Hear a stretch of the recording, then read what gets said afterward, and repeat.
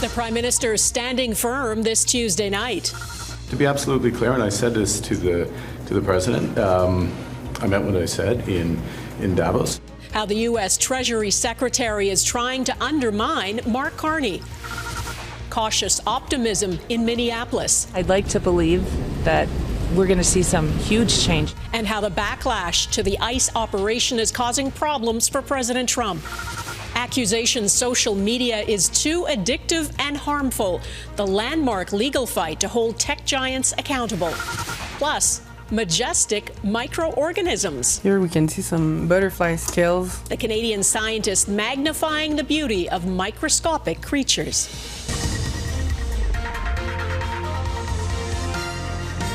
Global National with Donna Friesen. Good evening and thanks for joining us. Canada's Prime Minister is dismissing a claim from the Trump administration that he is privately backpedaling from that speech he gave in Davos about a rupture in the old world order. Mark Carney didn't name the U.S. or President Donald Trump in that speech, but he did say great powers using economic integration as weapons and tariffs as leverage. Last night on Fox News, the U.S. Treasury Secretary claimed Carney, in a phone call with Trump, aggressively walked back what he'd said in that speech. And today, as Mackenzie Gray reports, Carney had an answer to that. The latest American assertions shot down by Mark Carney. To be absolutely clear, and I said this to the President, I meant what I said in Davos. And his answer began with agreement. The Prime Minister's Davos speech again catching the ire of the Trump administration, this time on Fox News. I was in the Oval with the President today. He spoke to Prime Minister Carney, who was very aggressively walking back some of the unfortunate remarks he made at Davos. I explained to him our arrangement with China. I explained to him what we're doing, 12 new deals on 4 continents in 6 months. He was impressed.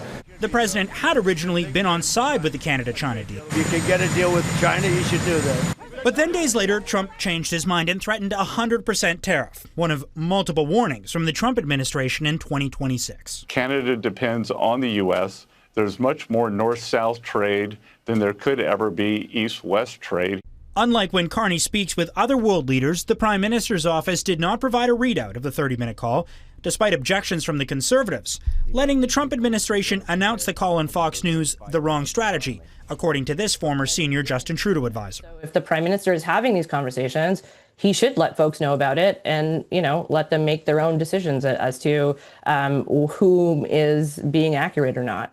The Prime Minister's recent lunch choices more concerning for the Heritage Minister than how to handle Trump. Well, I think you heard the Prime Minister. I'm a little more concerned about the Prime Minister's preference for pineapple pizza. Mark Miller also said the Online Streaming Act and Online News Acts are now a part of trade talks with the Americans, Donna, despite Mark Carney saying during the election that issues around culture were a red line for the Liberals. Mackenzie Gray in Ottawa, thanks. There is another sign more Canadians are avoiding travel to the U.S. Applications for the Nexus Trusted Traveler program are way down. In 2025, just over 344,000 people applied for a Nexus card. That's a 50% drop from 2024. Until last year, Nexus applications were steadily increasing, according to data from the Canadian Border Services Agency. Americans do use the program, but most Nexus members are Canadian. The backlash to the killing of 2 unarmed American citizens by federal immigration agents in Minnesota has led to a shift in how the Trump administration is handling the crackdown. The U.S. president is shaking up the leadership of the operation, removing controversial ICE commander Greg Bovino, who was the public face of it and who blamed the victims. Heather Yourex-West is gauging the reaction in Minneapolis tonight. Heather. Donna, after another violent night of protests here in Minneapolis, there is new hope that a changing of the guard, so to speak, might lead to a different approach on the ground. Local police say a protest aimed at keeping Border Patrol Commander Greg Bovino and other ICE agents from getting any sleep turned violent Monday night when protesters began throwing objects at police. Get down! You're under arrest! I didn't do anything! There were several arrests. The noisy night believed to be Bovino's last in Minnesota, as the controversial figure is replaced in the state by border czar Tom Homan. I'd like to believe that we're going to see some huge change here because we cannot continue this. This is just too much. It's too much. I was really thrilled that there's a change in the Guard, but it's ironic that they had to kill a guy with a gun to get the NRA and other people up in arms, and Republicans thinking this is not right. A federal judge also issued a temporary order Tuesday blocking the removal of a 5-year-old boy who was detained by ICE along with his father last week. Both father and son are currently in a facility in Texas. There is still so much grief in the city. For a third day, mourners braved the bitter cold to visit the site where Alex Preddy was shot and killed by ICE officers over the weekend. We're all feeling so much, but it's even more when you're here. And just to be with our neighbors and our community and just to pay our respects. Alex was on the right side of history. The names of the 2 ICE agents who shot Preddy have not been made public. On Sunday, Bovino said this was for the safety of the officers who continue working as ICE agents in other states. This Minnesota resident says she's happy to hear Bovino is now leaving too. One little bit of good news, we'll take it right now. Any little bit we can get. What is your ultimate hope? That they leave the city. We want them out now. We don't want them here. Meanwhile, a Minnesota judge has threatened to hold the acting director of ICE in contempt for repeatedly ignoring court orders related to the detainment of another man earlier this month. Todd Lyons has been ordered to appear in court on Friday. Donna? All right, Heather, Yourex-West in Minneapolis, thanks. President Trump is changing his tone about the events in Minneapolis. He told Fox News today he wants to de-escalate a bit and describe the killings of 2 American citizens as pretty terrible. Unlike many of his top officials, Trump is now calling for an investigation. Jackson Prosco reports on why Trump is changing course and how far he's willing to go. Under fire over the shooting death of Alex Preddy in Minneapolis, Mr. President! President Donald Trump is distancing himself from the aggressive claims made by his own officials. Do you believe that Alex Preddy's death was justified? Well, you know, we're doing a big investigation. I want to see the investigation. I'm going to be watching over it. I want a very honorable and honest investigation. That's as close as Trump has come to acknowledging potential wrongdoing by the federal agents who shot Preddy. You can't walk in with guns. You can't do that, but it's just a very unfortunate incident. The outrage has become inescapable for the White House, made worse by Trump officials who've rushed to cast the victim as a would-be assassin. This individual came with a weapon and dozens of rounds of ammunition and attacked them. None of it is sitting well with the American public. New polling conducted after the shooting shows Trump's overall approval rating has fallen to just 38%. On immigration, just 39% of Americans approve of the job Trump is doing, while 58% say ICE has gone too far. For now, Trump is standing by Homeland Security Secretary Kristi Noem, despite calls for her to be impeached or fired, along with Stephen Miller, the architect of Trump's immigration crackdown. But the president seems attuned to the growing unease within his own party. The Republican governor of Texas now says it's time for ICE to recalibrate its mission, while Republican lawmakers who oversee the Department of Homeland Security have warned negative perceptions of the agency outweigh any good that's being done right now. Donna? Okay, Jackson Prosco in Washington. Thanks, Jackson. American immigration enforcement agents are getting lots of attention at home, and now a plan to send some of them to provide security at the Winter Olympics in Italy is sparking debate overseas. The games begin in 10 days. As Mike Armstrong explains, having ICE agents on the ground is not going over well.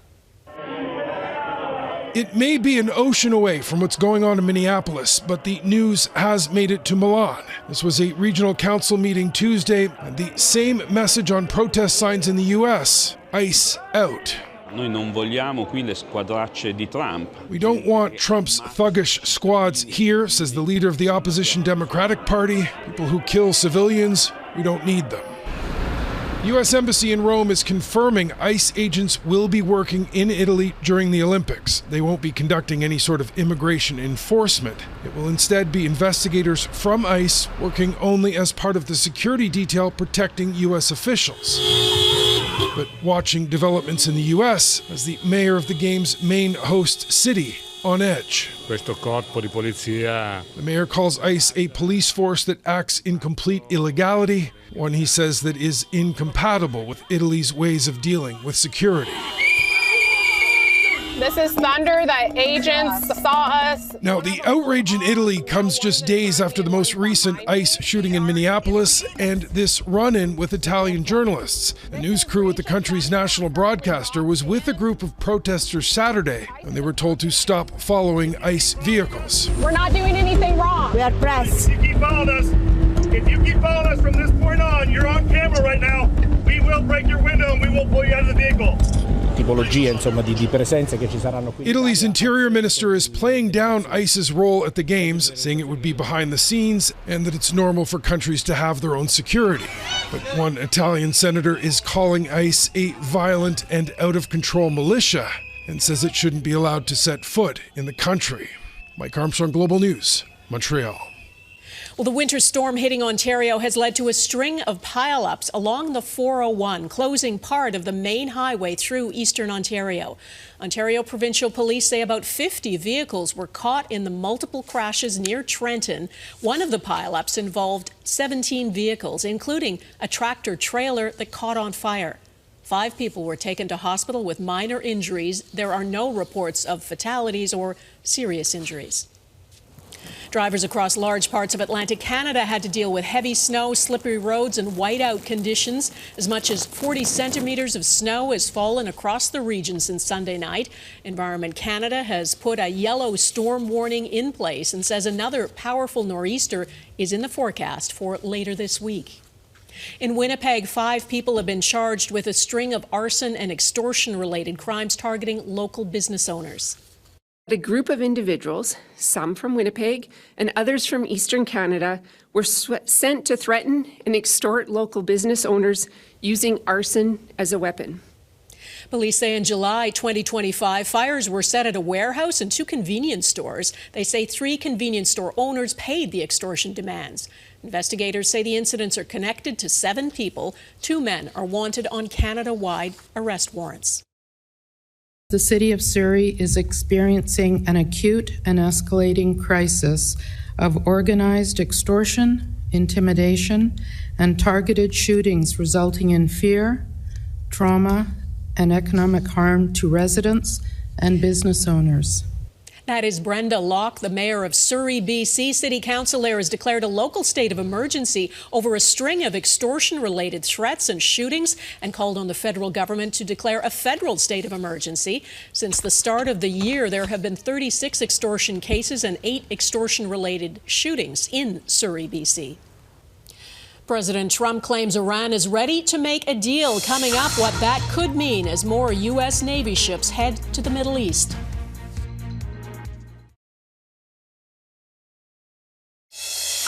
The liberation of Auschwitz-Birkenau exposed the scale of Nazi crimes to the world and became symbols of the horrors of the Holocaust. Today we acknowledge that looking away is not a passive act, but an act of betrayal. Canada's Prime Minister, along with other political leaders, marked International Holocaust Remembrance Day at a ceremony in Ottawa today. In Poland, survivors of Auschwitz laid flowers and wreaths at the camp's memorial site. And in Germany, Berlin's Brandenburg Gate was lit up with the words, "We remember." Today marks 81 years since the liberation of Auschwitz-Birkenau, the most notorious of Nazi death camps. The U.S. is ramping up its military presence near Iran. An American naval strike group is now in the region weeks after the U.S. president threatened military action over the Iranian regime's deadly crackdown on protesters. Donald Trump now says Iran wants to make a deal. Redmond Shannon looks at what that could mean. The scale of what happened in Iran earlier this month is still unknown. And for now, unknowable, given the internet blackout. One human rights group says it has documented 6,000 deaths during the government's protest crackdown, but it has 17,000 more cases to investigate. A report in The Guardian Tuesday citing a network of Iranian doctors says 30,000 could be dead. I've received reports of families being forced to pay to retrieve their loved one's body. And again, this isn't an isolated incident. US President Donald Trump had told protesters help was coming, but he didn't intervene militarily. Now, almost 3 weeks on, he says Iran is ready to cut a deal as an armada, according to Trump, of US Navy ships gathers in the region. Iran's supreme leader is now reportedly in his secured bunker. Extract him is, I think, impossible. So the option is to kill him, which will be absolutely devastating in terms of its consequences for Iran, but also for the wider region. This Iran analyst says a safer option for the US could be a naval blockade on Iran, but he says any military action by Trump will have consequences. And I can honestly say that I don't think he knows which way to turn. Iran's currency dropped to a record low Tuesday. Remember, the anti-government protests in Iran were sparked by the state of the economy. Donna? All right, Redmond Shannon in London, thank you. About 1,500 people in Sicily have been forced from their homes after a huge landslide. The 4-kilometer-long slide began on Sunday after a cyclone blew through the area.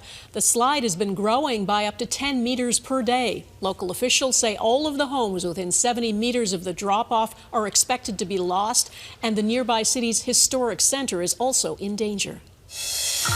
Designed to be addictive ahead, the allegations in a landmark lawsuit against social media platforms.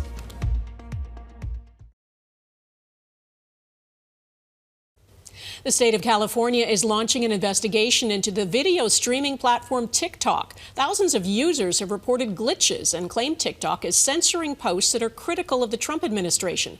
TikTok US, which became a separate entity last week, denies that. As well, TikTok has agreed to settle a lawsuit alleging it's engineered its products to be addictive, especially to young users. Facebook and Meta are still going to trial, and as Jillian Piper reports, it could set a legal precedent.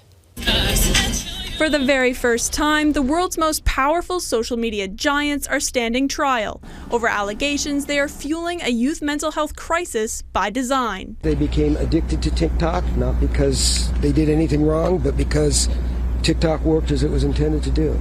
Attorney Matthew Bergman is representing a 19-year-old from California, identified only as KGM, who alleges she became addicted to social media platforms at a young age because of their attention-grabbing features, which she says fueled her depression and suicidal thoughts. We've built more than 30 different tools, resources, and features that parents can set time limits for their teens using our apps. Social media CEOs have previously testified that their platforms are merely vessels for third-party content, but this neuroscience research chair disagrees. They have been designed intentionally using behavioral reinforcement, things like the gambling machines are based on, to get children and teens, young people, to be focused on them. Both TikTok and Snapchat have struck deals to settle outside of court, avoiding trial and the scrutiny of a jury. They don't want the public to receive a lot of information about a court case, diving into how their business operates. That leaves YouTube and Meta to defend themselves, with Meta CEO Mark Zuckerberg expected to take the witness stand in a trial that will have reverberations in Canada too. There's so many families here in Canada who had their children took their lives, and without any compensation, like barely an apology from these platforms. This lawsuit is one of 3 scheduled bellwether trials chosen from hundreds of related cases accusing big tech of harm, Donna. Jury selection is now underway, with opening statements expected next week. Okay, Jillian Piper in Ottawa, thank you.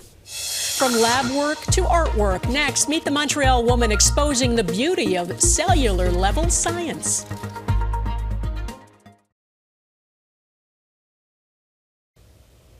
Most of us go through life seeing what's obvious and failing to look too deeply beneath the surface. A microbiologist in Montreal is taking a different approach. As Taria Isri explains, she is documenting the secret life of microbes and has gained a big following on social media by offering a window into what she calls the microverse. Here we can see some butterfly scales. Chloe Savard likes showing people what they can't see. It's like a world that is unseen, and it's pretty magnificent. The magnificent world of microbes.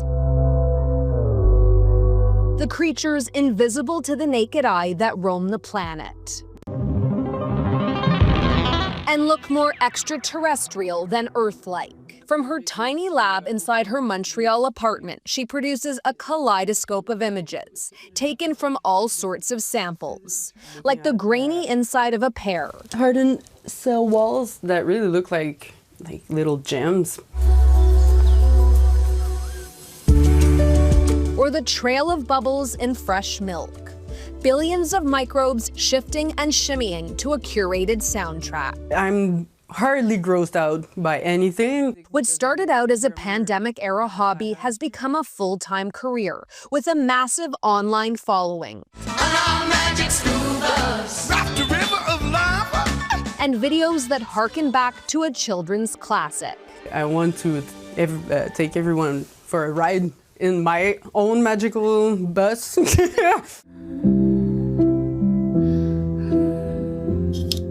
This is one of her most viewed posts. The leaf-like patterns are really her own tears drying as the salt crystallizes. It was like a hard pass in my life, but I guess I made something positive with it. Savard's favorite animal under the microscope is the mighty tardigrade. You're a mean one, Mr. Grinch. The inspiration for her Instagram handle, Tardy Babe. We find them a lot in moss. They're really, really resilient animal, and I love to inspire myself from them to keep going in life and find strength. Finding strength and wonder in the world's smallest places. Taria Isri, Global News, Montreal. And that is Global National for this Tuesday. I'm Donna Friesen. Tonight's Your Canada is Brampton, Ontario. Thanks for watching and hope to see you here again tomorrow. Bye-bye.